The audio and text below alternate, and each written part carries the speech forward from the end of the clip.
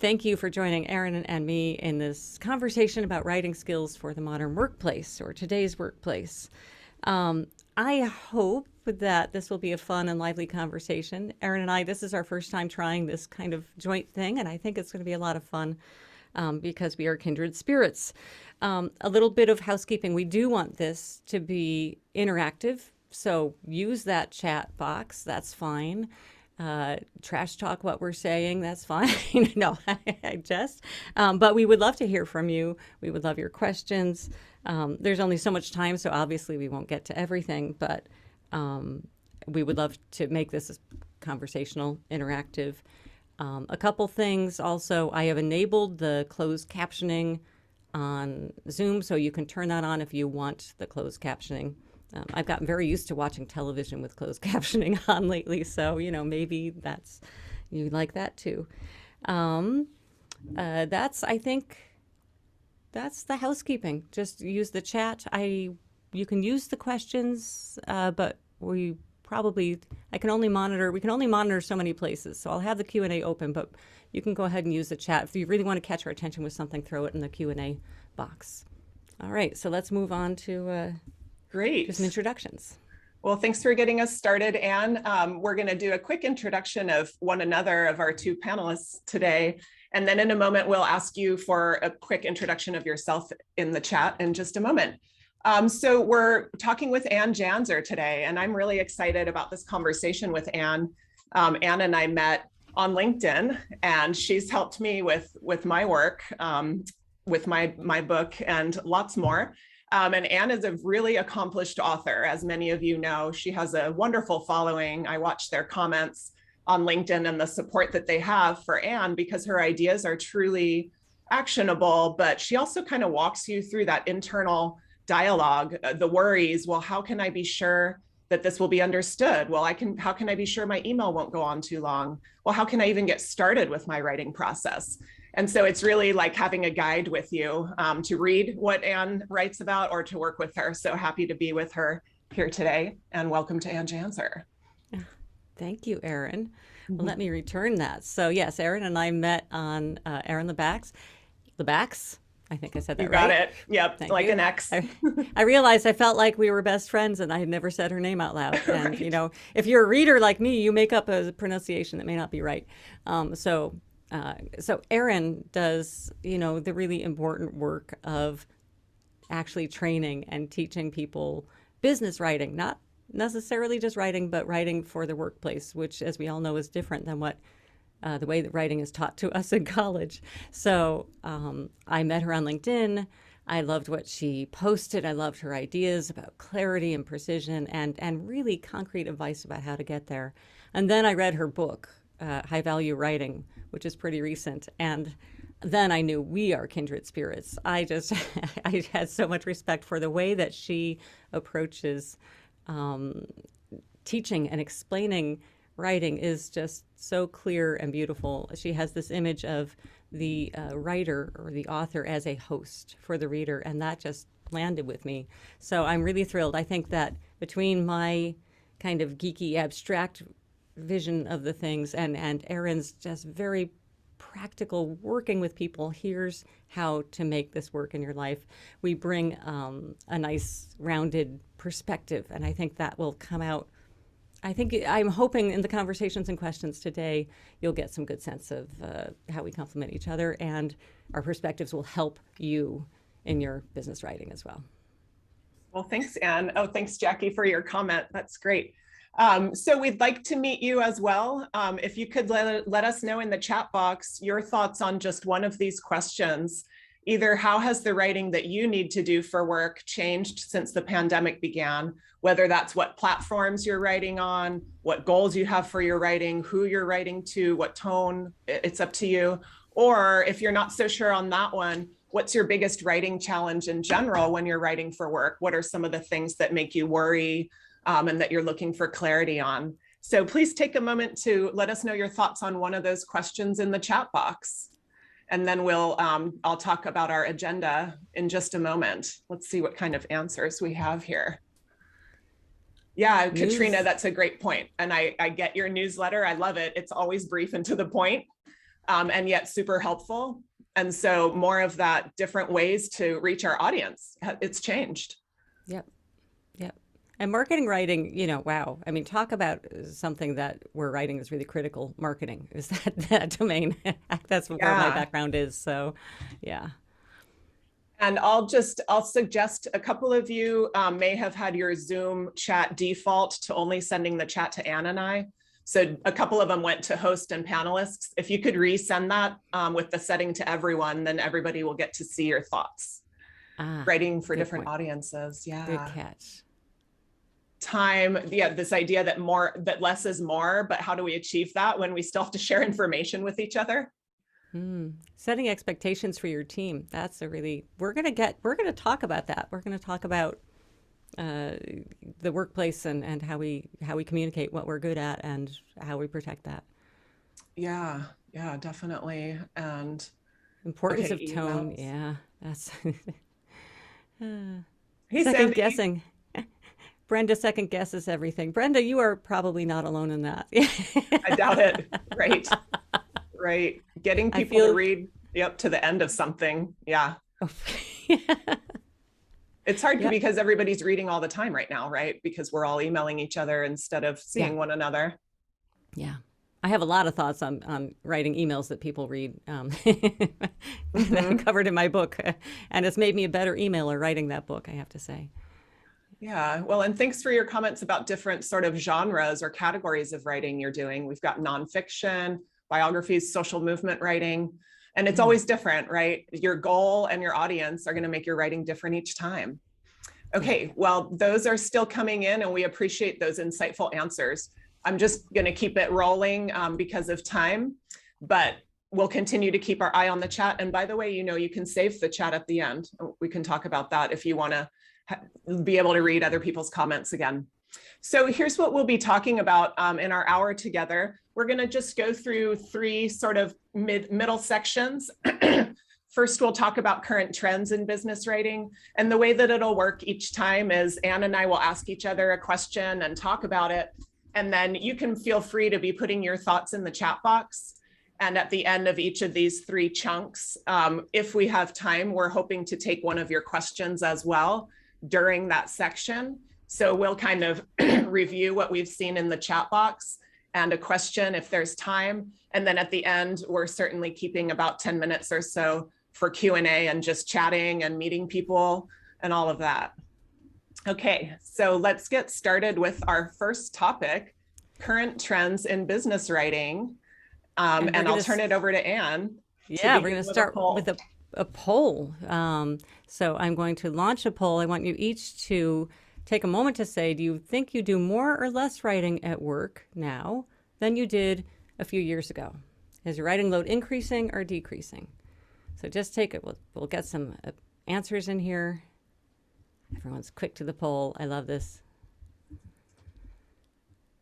So it's, we're still coming in, but definitely the winner so far with about 68% here. I don't want to give it one moment. It looks like the answers have stopped kind of piling in. So I'm going to end the poll and share the results. The winner is 68% of us are doing more writing. About a quarter are doing the same. 23% are doing about the same. And only 9% are writing less than they were. So the writing load is increasing or staying the same, depending on where you are in your job. But 68, so 2/3 of us feel like we're writing more than we were a few years ago. That's very interesting. Thank you. Yeah, thanks everybody. That's really significant. On that note, we're going to start with our first question, which Ann will be talking about. I think it's related to your poll, right? Technologies have been changing, and yet we're seeing people answering that they're writing more. And so I'd like to know from Ann, who's really good at watching business writing trends, do you feel like technology is making writing skills less relevant, with help that we have from different programs or different ways that we're writing now? Do we need writing less because of technology, or is that kind of a myth? Yeah, so I think that's kind of a myth. I mean, I see on LinkedIn hand-wringing over the AI bots are writing now. And I've read about, AI bots writing articles. Or I see people saying, Why do you need to write when we're all just on Zoom talking to each other or on Google Team, Google Meet or Microsoft Teams? So it's, people are always bemoaning the loss of reading and of writing. And I think a couple things that technology actually stretches us as writers. It demands more from us as writers. The thing that we need to realize is that technology always changes us, right? It always changes our behavior, and that changes us. But I think that with all of the technology, look at the virtual workplace. So what's happened now, we have more virtual hybrid teams. Technology has enabled that. Thank heavens, during the pandemic, we've been able to stay connected. That means probably more writing, more people on different time zones that have to connect through writing instead of in person. It's just the nature of that writing has changed. Now, in addition to writing emails or memos, let's go back 20 years ago, emails, memos, reports. Now we also have to be good at writing pithy and clear things in messaging systems. And perhaps we also have to write scripts for videos, because videos is the way we're reaching everybody nowadays. And we have to write pithy Twitter posts or great LinkedIn posts. So we have many more demands on our writing skills. I think we're actually being pulled in more ways. And these are all slightly different kinds of writing. They require a slightly different approach. So I think technology is making writing skills actually more relevant, but it's also possibly encouraging some specialization, because it's hard to be good at absolutely everything.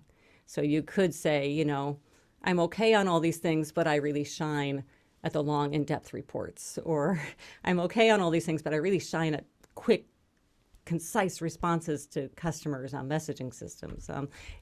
We're going to talk more about understanding your strengths. But I would suggest you take a look at how you're writing. Those of you who are writing more now, is it different than the kinds of writing you were doing a few years ago? So that's my thing. I think making skills more relevant and yet more diversified are writing skills.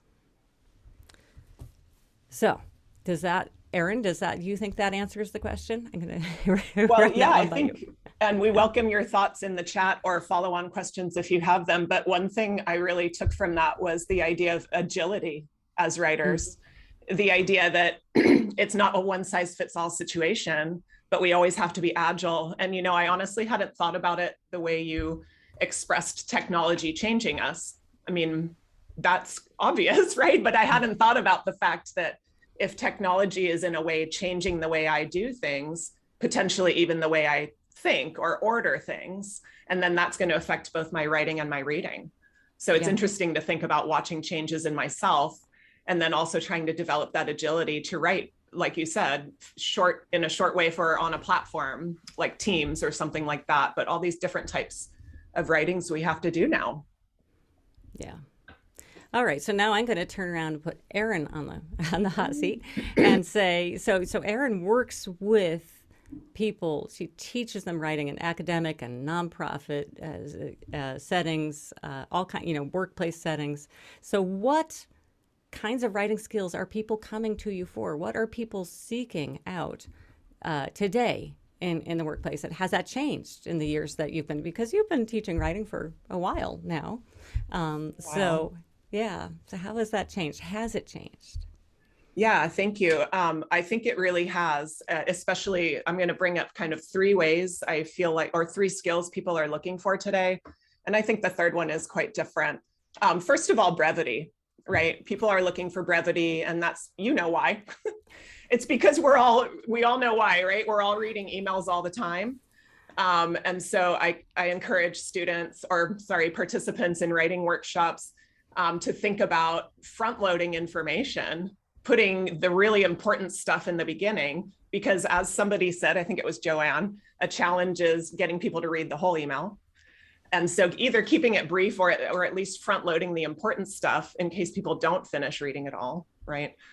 Secondly, clarity. People are really asking for more insights on how to make sure they're clear. And it's not just clear from our own point of view as a writer, But when the reader reads it, are we taking away a mutual understanding? Because, there's always interpretation as a factor, right? And so even when we write a clear sentence and we know, oh, that looks good, I didn't use a bunch of jargon, that's going to make sense. Still, on the other side, what if they don't have the same takeaway? And especially because many of us write to groups of people, maybe we're writing to our team or to a few vendors or something like that, and we don't necessarily know the takeaway everybody's having. So writing clearly with that sense of shared mutual understanding, even the actionable stuff. Who's going to do what? Do we know that after reading the email? If it's an email, we probably should know that, right? So looking at ways to be clear in a way that's actionable on both sides. And then the third skill I think people are seeking out is a little different. Not that it wasn't important before, but I think people are looking for brevity, clarity, and connection with their writing now. And of course, we always needed to try to connect with our readers, but not to the level that we do now.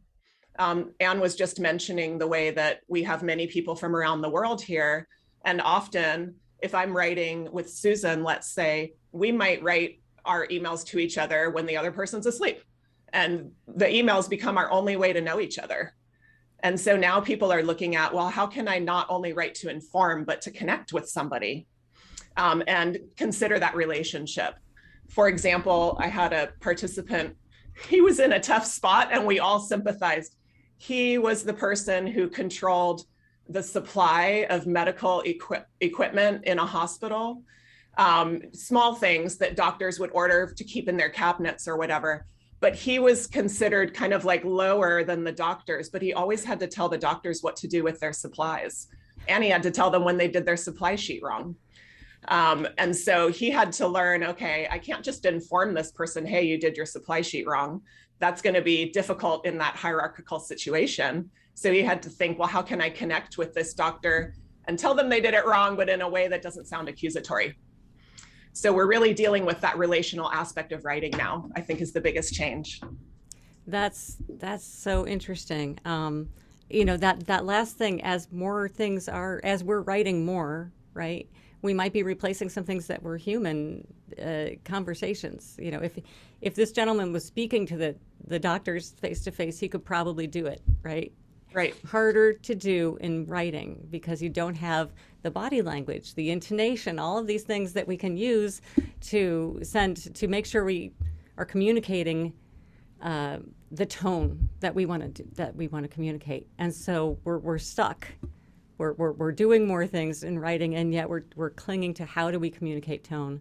I think that's one of the reasons, and I don't know if you found this, but why people are enjoying emojis and things in there.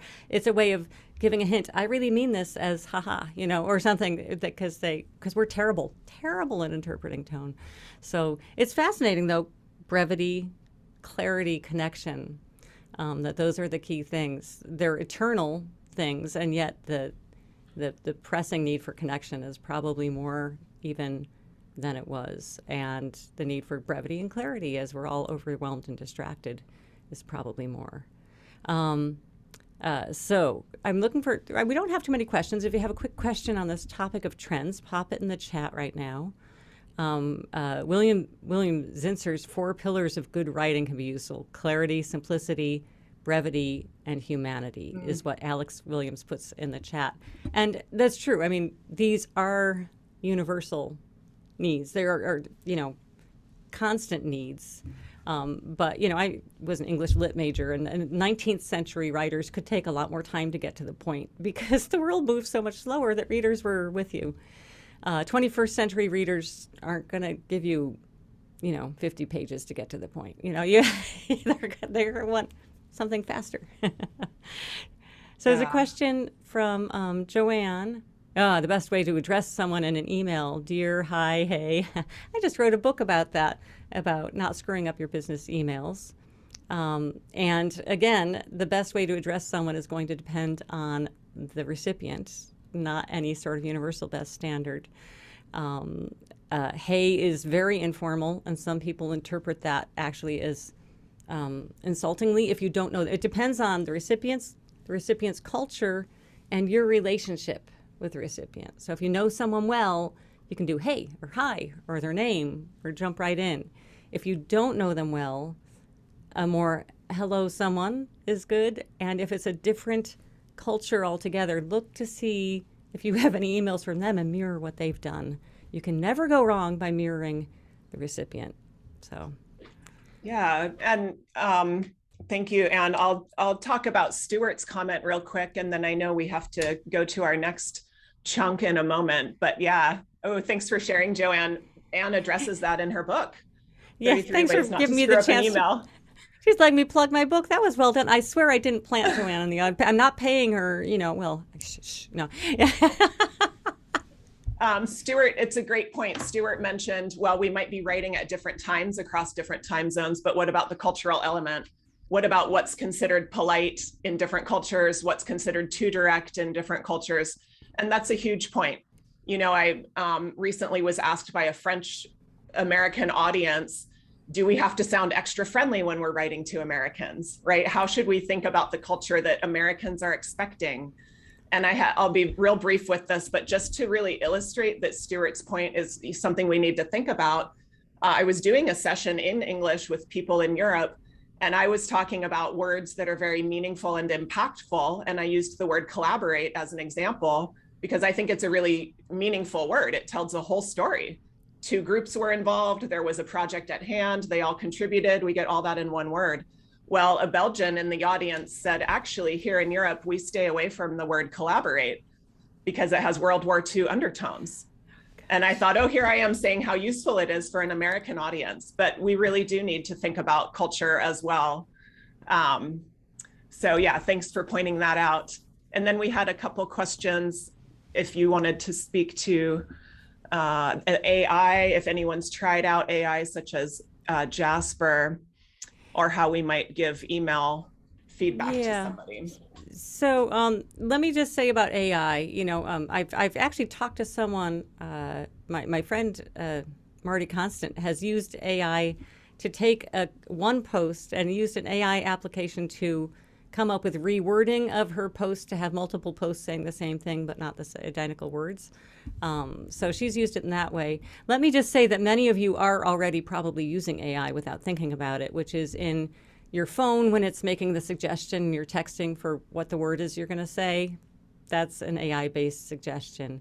If you're using Grammarly or Pro Writing Aid, I think Pro Writing Aid, you're getting AI-based grammar suggestions. And so I think, technology stretches us, but it also can help us if we're intentional about how we use it. So. Yeah. All right. And, to your point, Paul, talking about if you're working with people who send sort of a deluge of information and you're getting paragraphs and attachments, I try to, it kind of goes back to what Anne mentioned about that metaphor that as a writer, you're a host for your reader. And I try to caution people, don't make your reader do all the work. The reader is going to be like, if you're hosting someone, you're in charge of saying, hey, here's the bathrooms down the hall, here's how you can get a snack. And that's our job as writers too. And so talking to people about, hey, you want to host your reader, you want to help your reader. You don't want to say, hey, reader, here are 35 things, you choose what's important. We want to do some of that work for them. So I would maybe talk to them about that idea. And Katrina thinks that's a great example, using AI when we have different approaches to language, and that was helpful for your son. Wonderful. Yeah. Okay, let's get on to our next topic where we're looking at a balancing act where now that we're writing for everything, and all of these examples you brought up are really helpful for this, how can we balance the need to be detailed but brief, productive but quick, all of that comes into play? Yeah. Before we answer that, let's run the poll. Yeah. I almost forgot about the poll. Let's run the poll, and because this is very related to that. Poll 2, I want everyone to just take a quick moment to say, what are your key writing strengths? You can choose you can choose multiple, but be honest, just the ones that you think you're strong at. Clarity, depth, or speed. So let's take a look at where our audience is. Oops.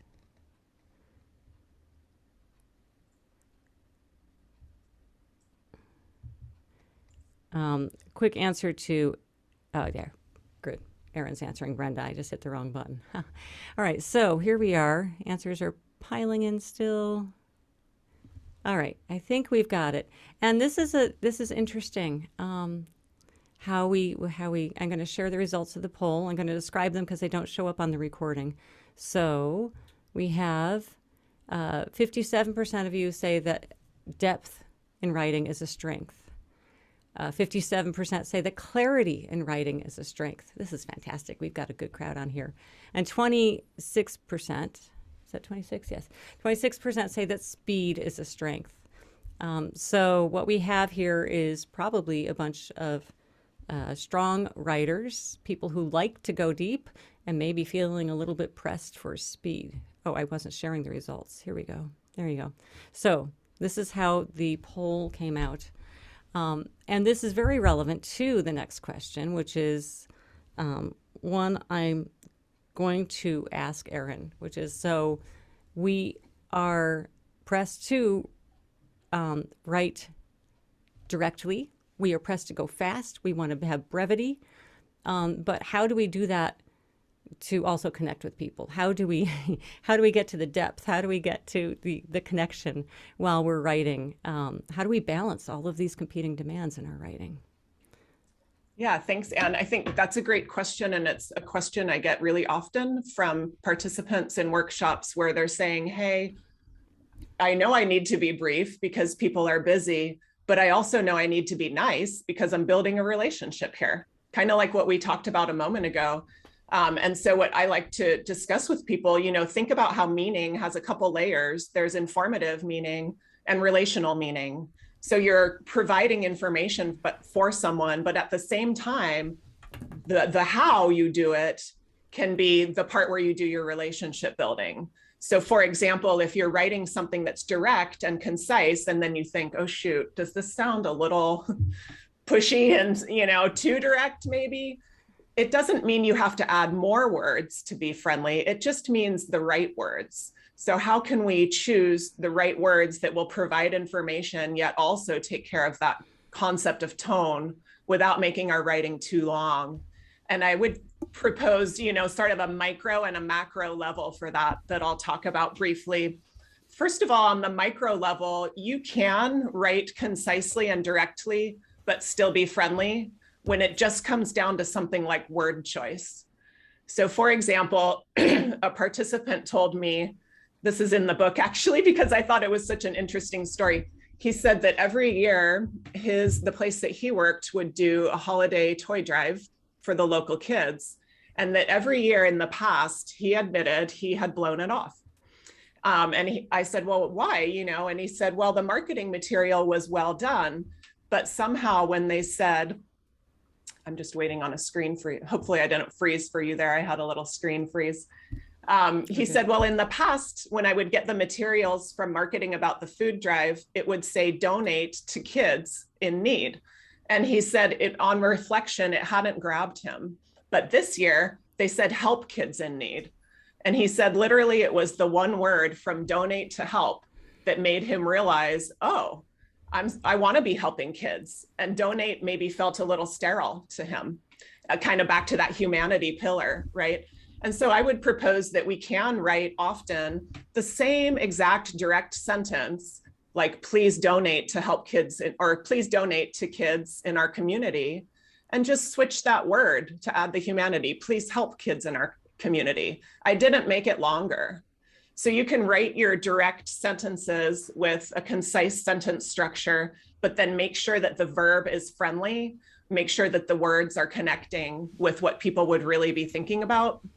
And then we could take that to sort of a broader level as well, where when we want to be direct, but also helpful and build relationships, we really have to go into thinking from the reader's point of view. It's back to Paul's question about receiving information where the writer has not done the work to funnel it down for the reader. They've just said, hey, here's all my stuff, take what you like. We need to do that work as writers. So we can write directly, but order things in the order that's most relevant to the reader. For example, provide only the information that the reader needs this week for their action, not what they needed last week or what they're going to need next month. Really think about the position they're in And then we can be direct, but still be empathetic by providing both clarity and what's most relevant to our readers. Those are a couple tactics I like to use and encourage others to use.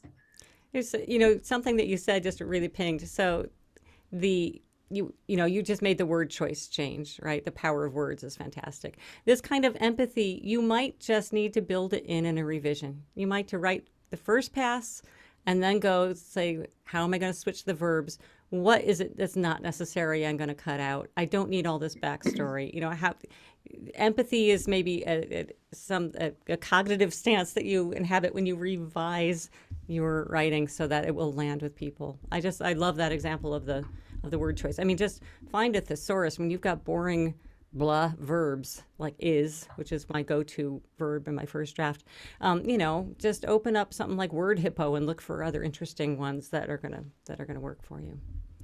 Well, and on your point about revision, I think that's really it. You don't have to stress about getting all this done on a first pass. Maybe you just write directly on your first pass, but then read it to yourself as if you were the reader and see if there's anything that would kind of put you in a bad spot. Because, Anne talked about word choice there. And the other word that I'm real careful with is you. I think that if you want to be direct, but still relational, be really careful and judicious with when you use the word you. I would suggest using it when something is positive. Like you made such a great point in the meeting, that totally helped me. But when it's negative, instead of maybe saying, your point in the meeting was a little confusing, or I didn't understand your point, we're still kind of using that you, making it seem like the person made a mistake. And it might be more useful to say, I didn't understand the way that this example applied. And I've managed to avoid the word you altogether. So I would say you can sound a little like this if it's about something negative. So consider that as well. That's a great point. Yeah. And so as we're talking about this idea of revisions and how much time to spend on something, let's get back to that question from the poll of how can we provide depth, but still get everything done and be productive for ourselves and our readers. So I'm asking Anne now, how can we go deep with our writing, but still produce what we need to? How can we avoid sacrificing that depth and complexity just to get things done quickly? Yeah. Yeah, and that's, I think, the pressure that a lot of people are feeling. They want to go deep. They enjoy. We know this group here has skills going deep with their writing, but the world is going, hurry up, post that thing on social, right? So, and so the deeper, the more thoughtful work, the longer writing pieces, for example, are always going to end up in the backseat to the urgent and the short things, unless we take action to protect them. So I would suggest two things if you really want to do or need to do that kind of deep writing in today's workplace. That first of all, you obviously break the big project into small chunks. What's the very next step to do on this? It's to do some research. It's to talk to this person. It's to outline, whatever. Break it into chunks. Give yourself as much time as you can to do small windows of work, because small windows is what all that most of us have in the workday, frankly. I mean, maybe you're lucky enough to go into work and have 4 hours of uninterrupted time to think deeply, but I don't know many people who have that luxury. So break it into chunks and then defend that time. Defend those chunks, protect it, schedule it. I talked to a bunch of workplace writers at Adobe years ago when I was working on another book, and they would do things like schedule a conference room.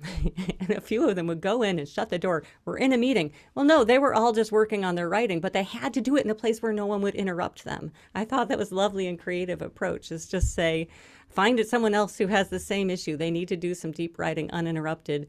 And, say you're in a meeting and go to a meeting. We're in a meeting. You can't. So it's on your schedule. You're defending that time. It looks like you're, busy. Because the truth is this kind of deep writing doesn't necessarily look productive to the outside world. It's like, oh, there's Chip. He's not doing anything. I'm going to ask him this question.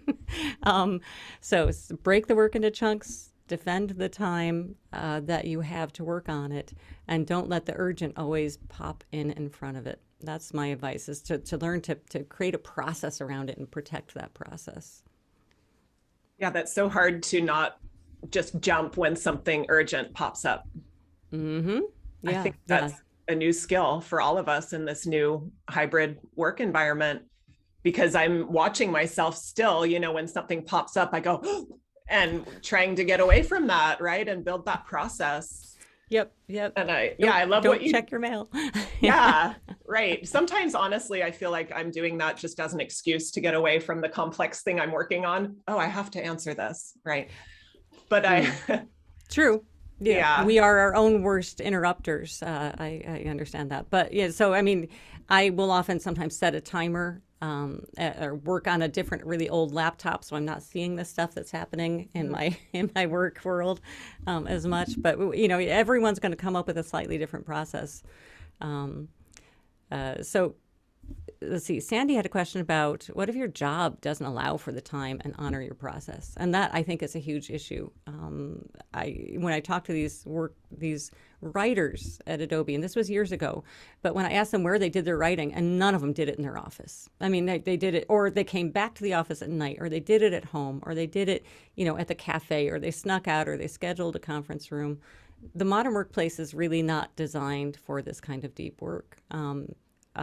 I think this is something you need to surface. If this should be part of your job description, you need to surface and say, how can I make the time? I need these 2-hour chunks 3 days a week where nobody can contact me. I'm going to go in a meeting. You're going to have to talk to your workplace about it. And if your workplace doesn't value it, then there's a mismatch between your skills and your workplace, which I think we'll talk about in the next set of questions. Yeah. all right. Well, let's go move along to that, where we're talking about the writing skills that we're often working on, and also kind of back to Anne and Sandy's discussion there. How can I kind of bring importance to my writing skills and carve out that time or be recognized for that? But first, we'll start with a poll on writing skills to get everybody's opinions, and then we'll move forward with these questions. So the poll is, and this is related to the last poll, instead of what are you good at, that's what writing skills are most valued in your workplace. And this time you only get to pick one, the ones that are most valued in your workplace. Because, you pick the one the top one. So let's see how people, and you have to think about this one for a moment. But what we're trying to get at here, is there a mismatch between the writing that you think you should be doing and what your workplace is set up for, what your workplace values or what people appreciate? So far, which is interesting. Mm-hmm. Okay, I'll just see. We're probably pretty close to most people have answered. Just give it one more second, and then I'm going to end the poll and share it.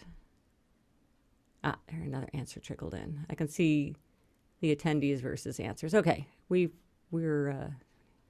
pretty close. So make your answer. Going, gone. Okay. I'm sharing the results. Clarity, interestingly, it wins for the most valued skill. Clarity in 77%. That's fascinating. And speed comes in second at 23%. Nobody felt that writing in depth was valued. Right. And it was the primary value. And I think that's fascinating because if you remember, this group of writers, their top skill was often the in-depth writing. Right. So here we have a mismatch between the workplace and the skills. However, clarity, always important. So I do like seeing that valued. Let's, so let's segue into that really, the fact that we had no depth answers took me back to Sandy's question and just made me think that sometimes I think we're pressured to have our writing become transactional. And then you can feel like, oh, let me just knock off these 10 emails, right? Like a transaction. And I feel like that does get encouraged in the workplace. And maybe that's something we need to talk about more, because it can feel like just transactions throughout our day when we do that. And we want to have the time to build the relationships. And also the really career boosting projects may be the deeper, longer ones, right? Indeed. Let's think about that, so, or the really important work if you're working on your own. maybe the deeper, longer things. Right. Yeah. Yeah. And so with that in mind, Anne, how would you advise people to showcase their writing skills? Maybe you're looking to switch industries, maybe you're new on the job market or just looking for a new fit or a promotion.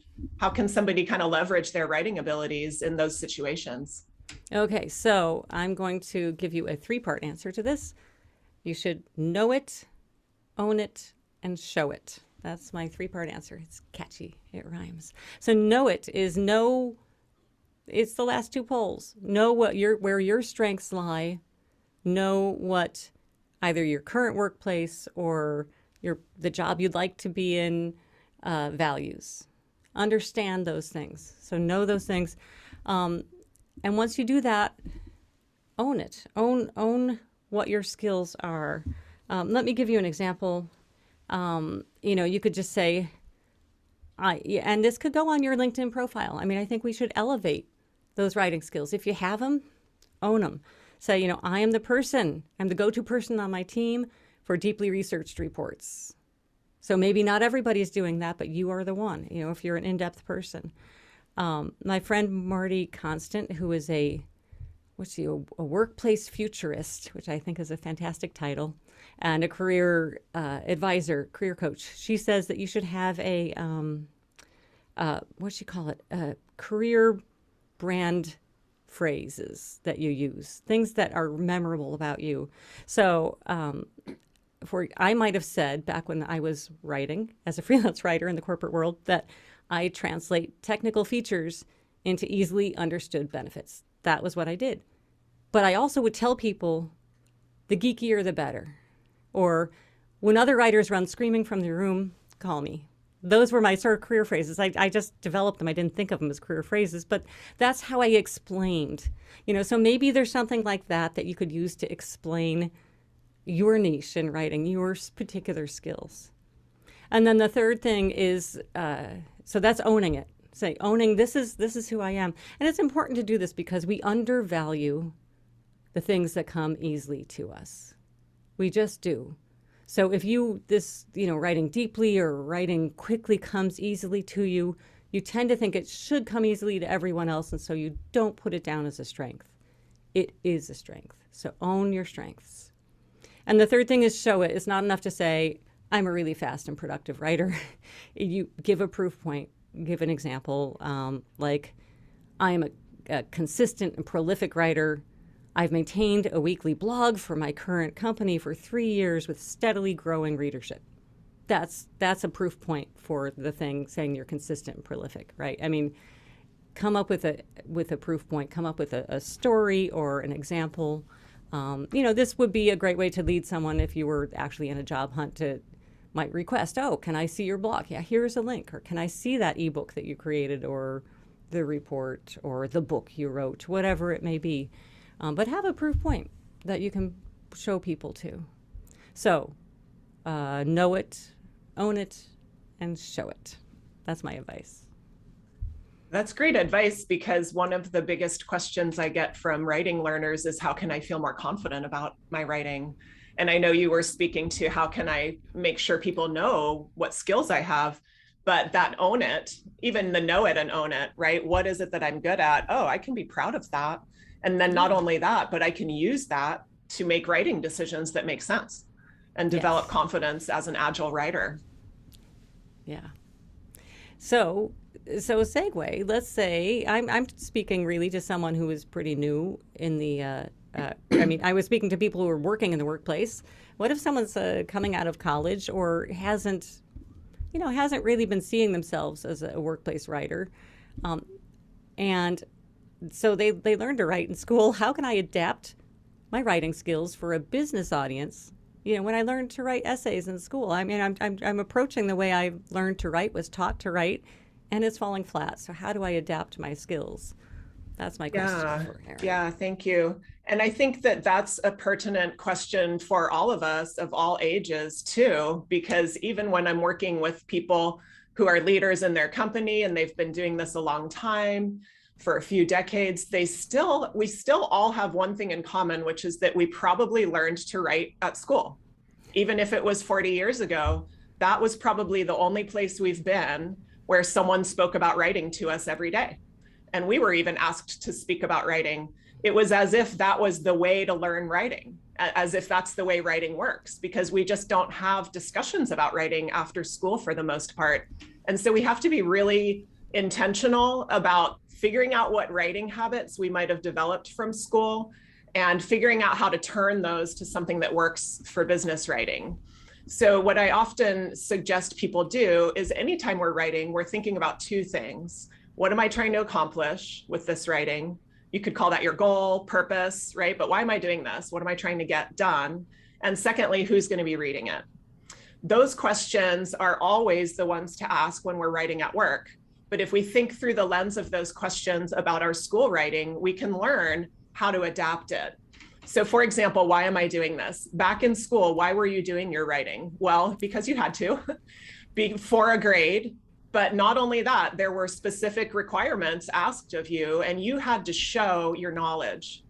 The writing we did in school was often to show I know stuff or I know how to do stuff.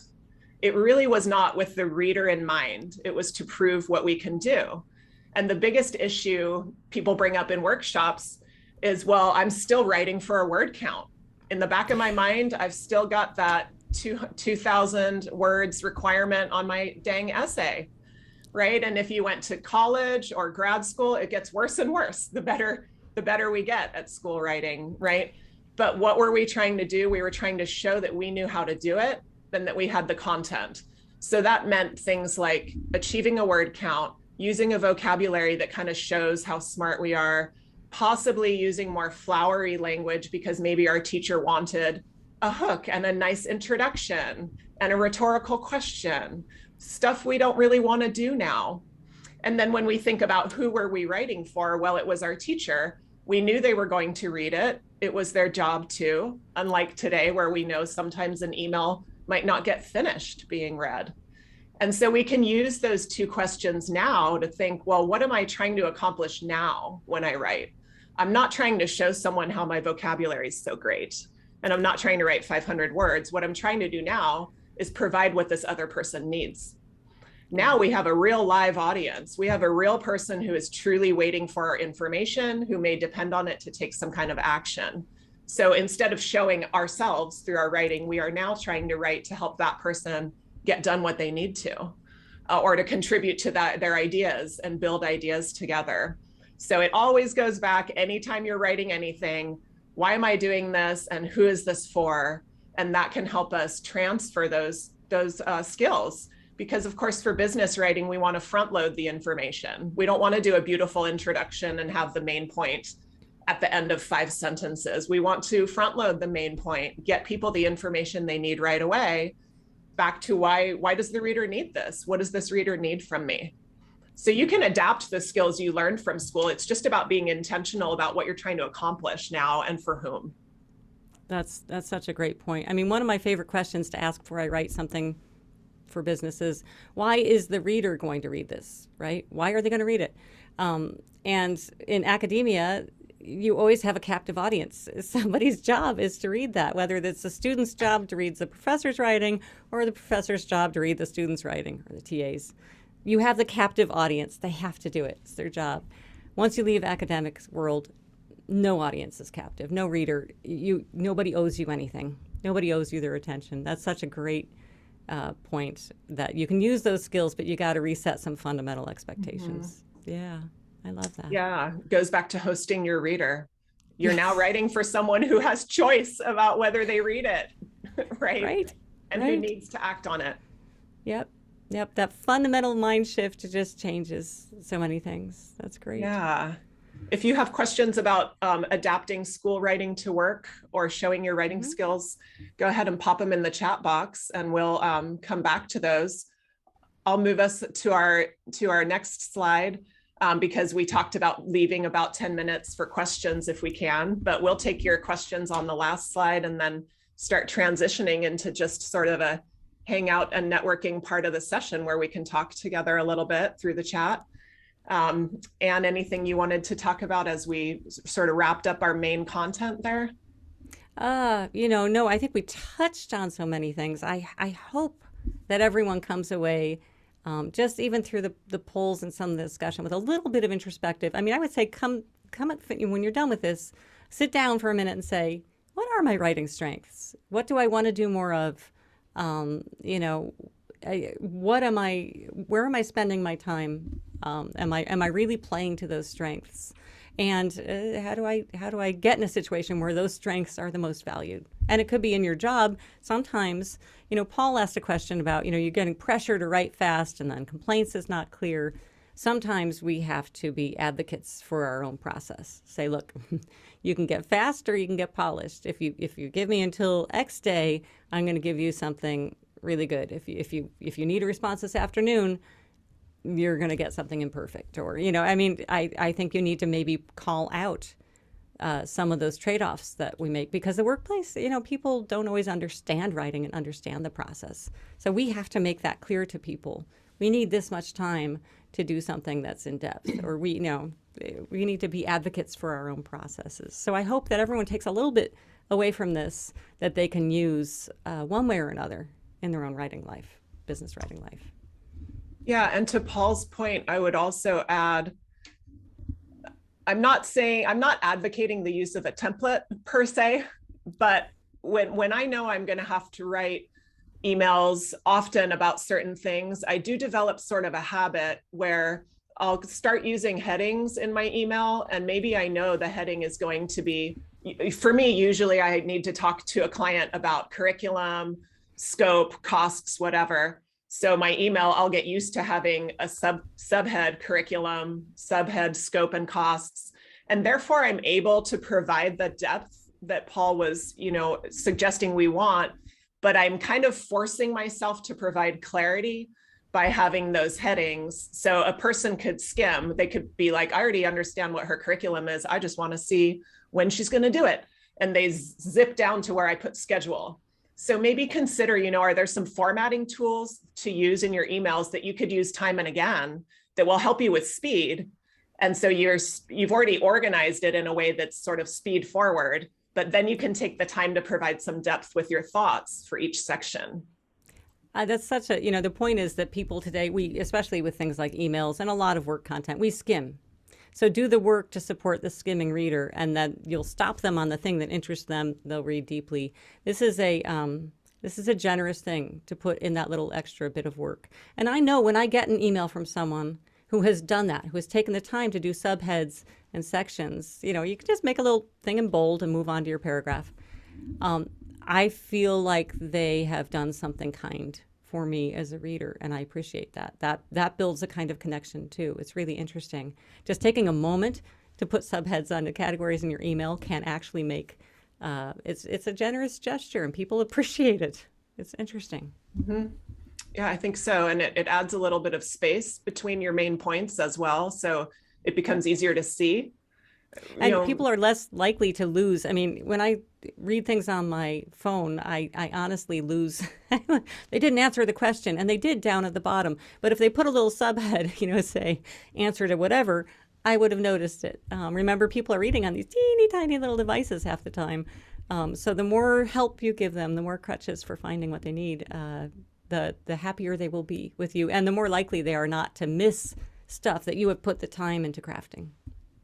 Right. Yeah. Yeah. Back to doing the work for the reader. And when you're thinking about making your writing easy for the reader, that includes visually. Mm-hmm. So write an email with 5 huge paragraphs in a row is a bit of a turnoff for many of us when we're having a busy day. And when we don't know as much about the email as the writer did, it would be harder for us to decipher what's important because the email is new to us. Whereas the writer themselves could have done that work to set forward headings and do that clarity work so that when I get there and read it, I can see with my eye, ooh, I'm going to go to that part first. So there's also, easy for me. Yeah, there's another little geeky benefit I have to share with you that psychologists have done these studies, and they've shown that things that are just easier to read because the font is easier to read or the format is easier to read, people think that the person who wrote it is smarter. Okay, I'm just going to say the easier you make it for someone to get something, you're not dumbing it down. They're actually like, oh, that Erin, she's pretty smart. I mean, it's a psychological thing. Daniel Oppenheimer had a study on it. I can't remember the name of the study, but it's hilarious. And it basically, yeah, if something seems, if you're using a lot of jargon, words that are hard to understand, people don't think you're smarter. They think, they're like, yeah, yeah, yeah. They don't think you're as smart. When you make them feel smart and informed easily, they feel better about you. So it's a personal branding thing. Let's just say that. Yeah, and thank you, Katrina, for your point. I totally agree. The idea of using your email's subject line to at least hint at the needed action or what's actionable. I put an example in the chat there. Often I'll advocate just a two-part subject line where one part covers the topic and one part covers the action. So if I said food drive, donate in March, now before I don't even have to open it to know, oh, yay, we're having a food drive, but it's next month when I'm going to give things. Yep. And so if you can let your reader walk into your email already knowing, I know, Katrina, I thought after I typed, I go, why did I say donate? We just talked about how help is more impactful. Exactly, right? That's the right revision. But it's wonderful to think that your reader could open your email kind of already knowing what it is, kind of already getting it. It's like a movie trailer. Yeah. And remember, too, people use the email as kind of a filing cabinet of stuff they're going to get to. They don't necessarily read and act on it the moment they get it. So a good subject line means they're more likely to say, oh, I got this email from Erin. Yeah, I'm going to want to open that, but they leave it there. And if the subject line tells them what it is, they're more likely to open it and come back to it. So subject lines are really important.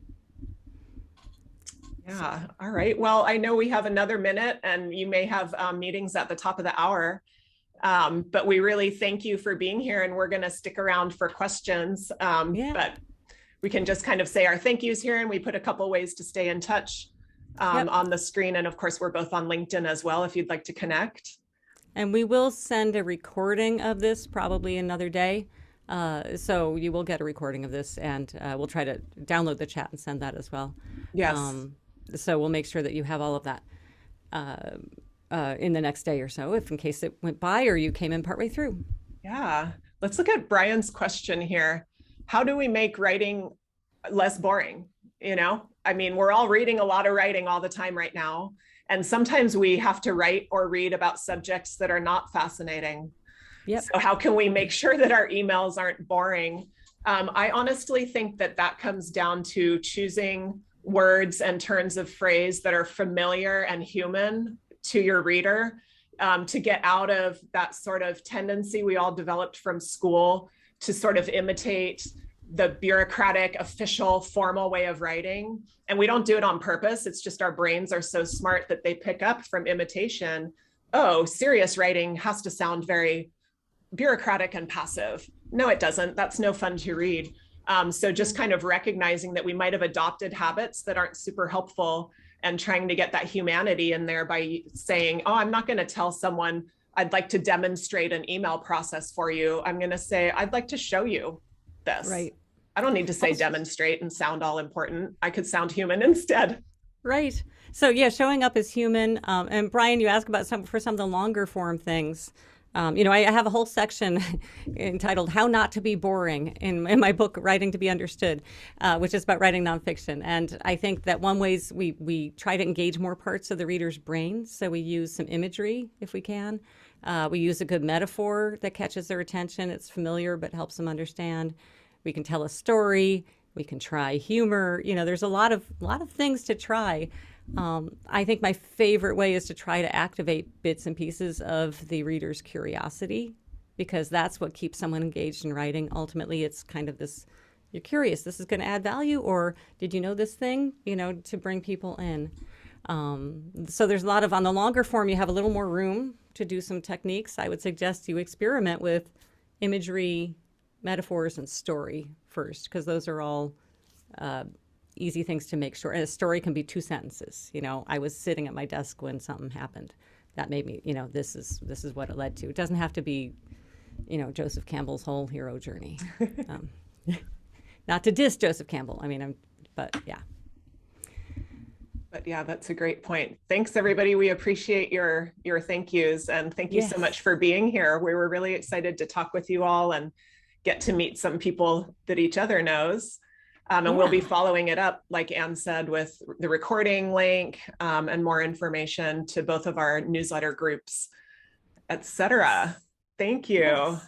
Thanks so much, everyone. Really fun.